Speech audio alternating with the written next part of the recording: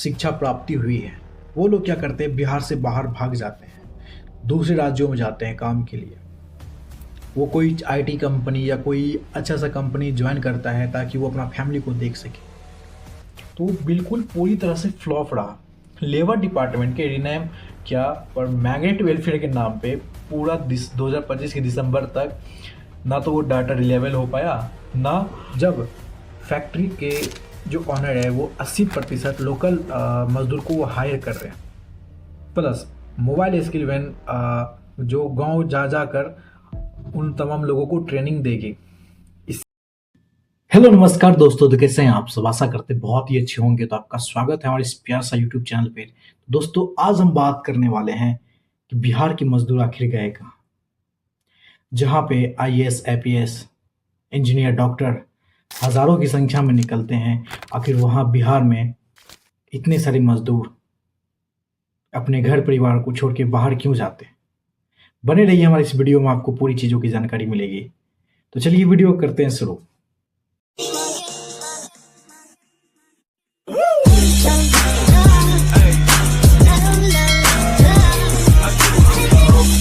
भाई लोग जरा सोचो आप, एक जमाना हुआ करता था जहां भगवान बुद्ध ने ज्ञान दिया, चाणक्य ने अर्थशास्त्र लिखा, नालंदा जैसा विश्वविद्यालय ने दुनिया के कोने कोने को रोशन किया।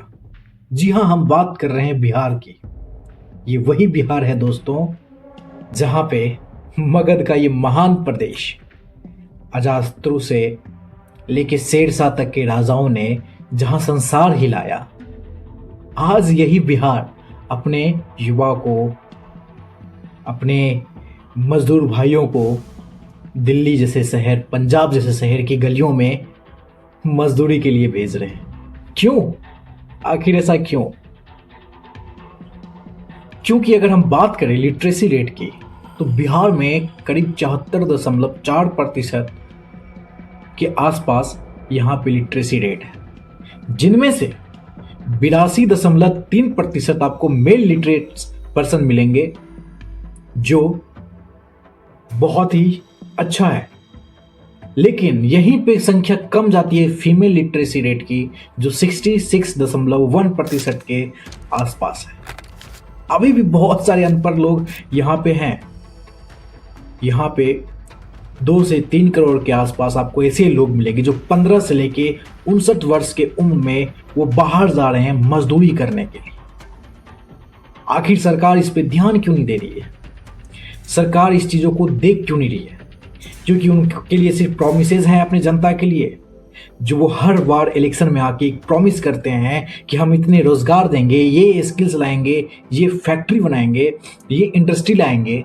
जान को जोखिम में डाल के ट्रेन में सफर करते हैं, परिवार को न चाह के भी छोड़ने पे मजबूर हो जाते हैं ताकि वो बाहर जाए, मजदूरी करे, वो अपने परिवार की जिंदगी को चला सके। छोटे छोटे शहरों में जाके, बड़े बड़े शहरों में जाके छोटे छोटे काम करते हैं। छोटी छोटी आमदनी को इकट्ठा करके जो वो अर्न करते हैं, उसमें से कुछ पैसे अपने पास रख के खाना पीना, रहना और अपने परिवार को भी भेजना। बहुत सारे मजदूरों की अगर लाइफ की हम बात करें, तो कुछ कुछ मजदूरों की जो बात सुनने को मिली है कि उन्हें जिस जगह पे वो रह रहे हैं उन्हें ताना दिया जाता है, उन्हें सोसाइटी से अलग देखा जाता है। क्या वो इंसान नहीं है? मजदूरों के बीच भी भेदभाव बहुत होती है दोस्तों। ये सिर्फ बिहार के 2 से 3 करोड़ मजदूर की ही बात नहीं है। अगर 2011 के सेंसस के मुताबिक देखें तो उस समय 75 लाख के आसपास मजदूर माइग्रेट हुए, लेकिन आज जो संख्या है वो 3 करोड़ के आसपास है, यानी 7.2% जनसंख्या जो बाहर मजदूरी करने के लिए जाते हैं। जहां पे बिहार जानी जाती है आईएएस, आईपीएस ऑफिसर के लिए कि वहां से बहुत सारे आईएएस ऑफिसर निकलते हैं, लेकिन उसी भीड़ में निकलती है मजदूरों की एक तादाद, बड़ी संख्या। जहां आईएएस, आईपीएस की संख्या होती है 1000, 100, 500 के आसपास, वहां पे हजार, लाखों, करोड़ों की भीड़ में निकलती है। बिहार एक इंजन की तरह देश में आप हर एक कोना जाओ, वहाँ पे आपको बिहारी मजदूर जरूर मिलेंगे। चाहे छोटी सी फैक्ट्री में हो, फिर चाहे वो ईंट के भट्ठे पे हो, फिर चाहे वो ठेला चलाते हुए मिले। फिर क्योंकि वो अपने परिवार को एक अच्छी ज़िंदगी देना चाहते हैं। अगर यही चीज़ बिहार में लग जाए, फैक्ट्री लग जाए, इंडस्ट्री लग जाए, तो क्या बिहार के लोग बाहर जाएंगे? नहीं जाएंगे। ऑब्वियस सी बात है, कोई अपना परिवार छोड़ के, कोई अपना घर छोड़ के बाहर क्यों जाएगा?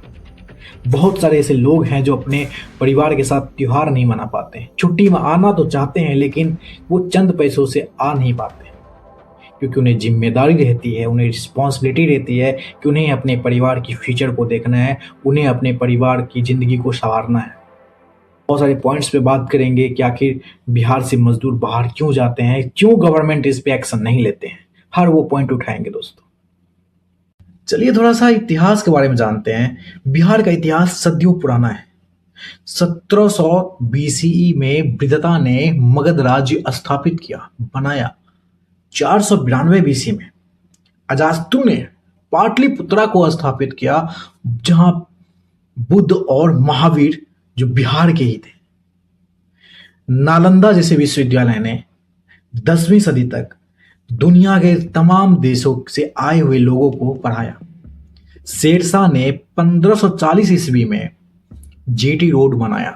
लेकिन दोस्तों, ब्रिटिश गवर्नमेंट जब आई रूल करने इंडिया में, तो उस समय के बाद पार्टीशन और फ्लड्स ने इसे बर्बाद कर दिया, पूरी तरह से बर्बाद कर दिया। आज भी प्राइमरी सेक्टर में करीब 54.4% के आसपास जॉब डाटा है, जबकि सिर्फ 19.9% जीडीपी कंट्रीब्यूट करता है। ये हमारा बिहार में जितने भी एडुकेटेड पर्सन हैं, जैसे डॉक्टर्स, इंजीनियर्स, जो अच्छा खासा जिसको शिक्षा प्राप्ति हुई है, वो लोग क्या करते हैं, बिहार से बाहर भाग जाते हैं, दूसरे राज्यों में जाते हैं काम के लिए। वो कोई आईटी कंपनी या कोई अच्छा सा कंपनी ज्वाइन करता है ताकि वो अपना फैमिली को देख सके, क्योंकि बिहार में आपको आईटी कंपनी भी उतनी नहीं है। वो बाहर जाते हैं ताकि अपनी चीज़ें को एक्सप्लोर कर सके।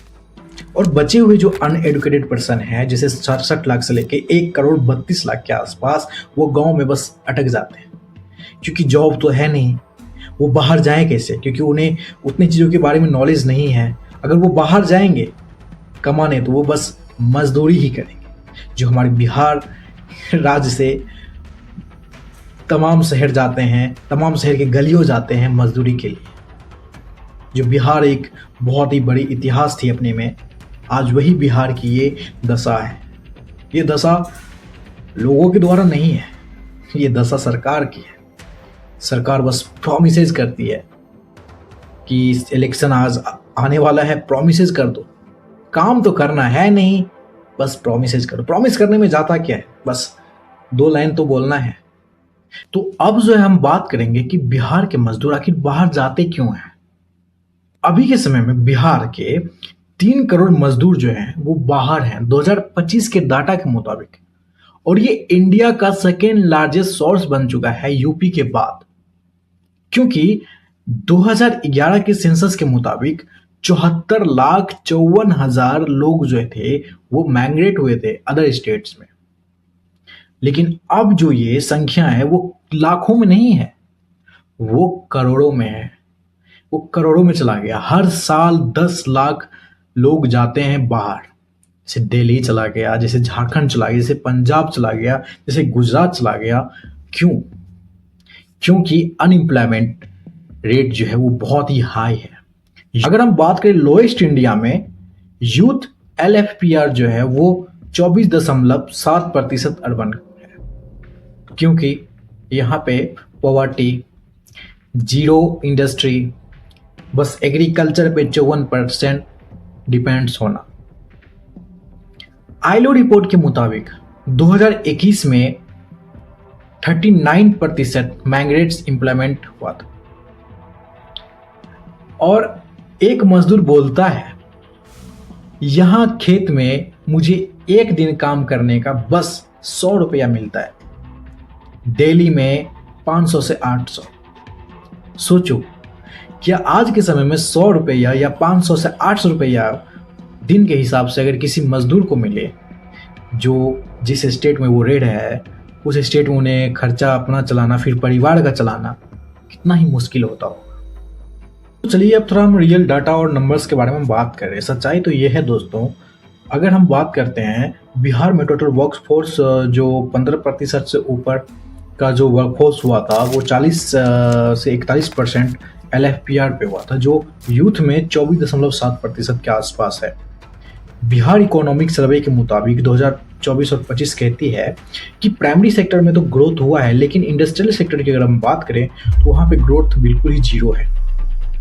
और 7.2% पॉपुलेशन जो है बाहर मजदूरी के लिए गए हैं। रेमिटेंसेस से स्टैंडिंग कम हुआ पर जॉब्स नहीं, 1% भी कम नहीं हुआ है। न्यूज़ रिपोर्ट्स जैसे इंडियन एक्सप्रेस बोलते हैं कि 30% माइग्रेट्स वर्क के लिए, जैसे यूपी बिहार जो टॉप पे रहा है, जो हर अदर स्टेट वो जा रहे हैं मजदूरी करने के लिए। अब इतनी चीज़ें देखने के बाद आपके मन में जरूर एक क्वेश्चन उठता होगा कि सरकार इस पे ध्यान क्यों नहीं दे रही है।